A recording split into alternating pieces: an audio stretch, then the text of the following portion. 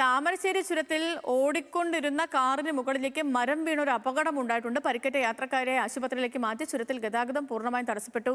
സരീഷ് വിവരങ്ങളുമായി ചേട്ടൻ. സരീഷ്, നിലവിലെ സാഹചര്യം എന്താണ്? ഈ കാഷ്വാലിറ്റീസ് എന്തെങ്കിലും ഉണ്ടോ?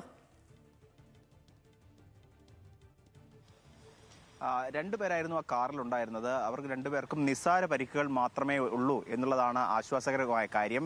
വയനാട്ടിൽ നിന്നും കോഴിക്കോടേക്ക് ചികിത്സാർത്ഥം എത്തിയ അല്ലെങ്കിൽ അവരിങ്ങോട്ടേക്ക് കോഴിക്കോട്ടേക്ക് വരികയായിരുന്നു. അതിനിടയിലാണ് താമരശ്ശേരി ചുരത്തിലെ 6-7 വളവുകൾക്ക് നടുവിൽ വെച്ച് ഈ വാഹനത്തിന് മുകളിലേക്ക് ഒരു മരം കടപുഴകി വീഴുന്നത്. മരം വീണത് വാഹനത്തിന്റെ പുറകുവശത്തായിരുന്നു.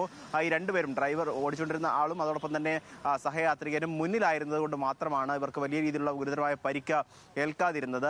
എന്തായാലും ചെറിയ പരിക്കുകൾ മാത്രമായിരുന്നു ഉണ്ടായിരുന്നത്. അവർ രണ്ടുപേരെയും പ്രാഥമിക ചികിത്സ അവിടെ തന്നെ താമരശ്ശേരിയിൽ തന്നെ വെച്ച് നൽകുകയും പിന്നീട് കോഴിക്കോടേക്ക് മാറ്റുകയും ചെയ്തിട്ടുണ്ട്. കോഴിക്കോട് ഇക്ര ആശുപത്രിയിലാണ് അവർക്ക് ചികിത്സ നൽകിക്കൊണ്ടിരുന്നത്. ആ ആശുപത്രിയിലേക്ക് മാറ്റുകയും ചെയ്തിട്ടുണ്ട്. ഇന്നലെ തന്നെ താമരശ്ശേരി ചുരത്തിൽ വലിയ ഗതാഗത കുരുക്കൊക്കെ ഉണ്ടായിരുന്നു. ഇന്നലെ രാത്രി ഉണ്ടായിരുന്നു. അതോടൊപ്പം തന്നെ ഇന്നലെ പകൽ സമയത്ത് ഒരു വിള്ളൽ, ഈ റോഡിന് സൈഡിലായി ഒരു വിള്ളൽ കണ്ടെത്തിയിരുന്നു. അതുകൊണ്ട് തന്നെ അവിടെ ഗതാഗതം വളരെ മന്ദഗതിയിൽ മാത്രമാണ് അതുവഴി വാഹനങ്ങൾ കടന്നു പോകുന്നത്.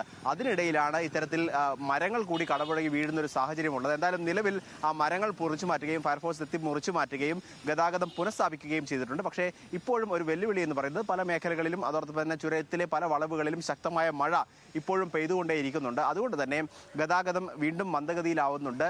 ഈ മലയോര മേഖലകളിൽ അല്ലെങ്കിൽ ചുരങ്ങളിലൊക്കെയുള്ള പഴകിയ മരങ്ങൾ മുറിച്ചു മാറ്റണമെന്ന് നേരത്തെ തന്നെ ആവശ്യമുണ്ടായിരുന്നു. പക്ഷേ ഈ വനംവകുപ്പിന്റെ അനുമതി ലഭിക്കുന്നതുമായി ബന്ധപ്പെട്ട ചില പ്രശ്നങ്ങളാണ് ഇത്തരത്തിൽ വൈകാനുള്ള കാരണം. എന്തായാലും കൂടുതൽ അപകടങ്ങൾ വരുന്നതിന് മുൻപ് തന്നെ ഇത്തരത്തിലുള്ള മരങ്ങൾ മുറിച്ചു മാറ്റണമെന്ന ആവശ്യം ഇപ്പോഴും ശക്തമായി തുടരുകയാണ്.